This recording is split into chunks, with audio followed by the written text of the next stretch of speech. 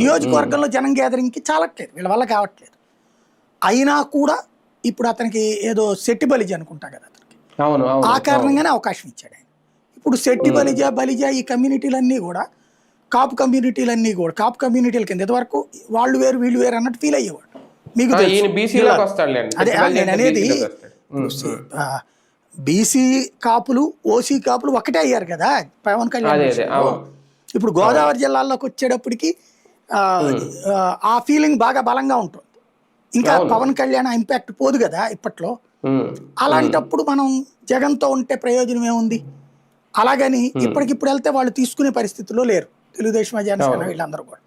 కానీ స్ట్రాంగ్ లీడర్లు ఉన్నారంటే ఎలక్షన్స్ టైంలో ఇస్తారు, అందులో నియోజకవర్గాల పునర్విభజన జరుగుతుంది. ఇంకోటి వీళ్ళందరూ ఆలోచన ఎట్టుంటుంది, ఇప్పుడు మా తరం అయిపోయింది, మా తర్వాత తరం మా అబ్బాయిలు. ఇప్పుడు ముద్రగడ ఎందుకు కొడుకుని తీసుకొచ్చి వైసీపీలో చేర్చుకుంది? ఇన్నేళ్ల పాటు అసలు రాజకీయ సన్యాసం అన్నాడు తన కొడుకు రాజకీయం, అంతే కదా. అట్లాగే ఈయన కొడుకు రాజకీయం అవసరం. వైసీపీ అయితే గోదావరి జిల్లాలో గెలుస్తున్న నమ్మకం కనిపించట్లేదు ఆయనకి, కాబట్టి ఈ పని చేస్తుండొచ్చు. అంటే లాస్ట్ టైం కూడా ఈయన పక్కన పెట్టి చెల్లిపోయిన వేణుకి ఇచ్చారు అనేది ఈయన కొంచెం అసహనంగా ఉన్నాడు అన్నప్పుడు. తర్వాత ఈయన మండపేటకి షిఫ్ట్ చేస్తే అక్కడ ఈయన గెలవలేకపోయాడు, ఓడిపోయారు. ఆ అసహనం అనేది అంటే ఇప్పుడు రేపు జూన్తో ఈయన రాజ్యసభ కూడా కంప్లీట్ అవుతుంది. అది ఏమన్నా అసహనం ఇంకా కంటిన్యూ అవుతుందా? ఫ్యూచర్ చూసుకుంటే రాజ్యసభ ఇప్పుడు మొన్న త్యాగం ఏం చేయలేదు ఆయన, ఆ పదకొండు దాకా కంటిన్యూ అవుతాడు.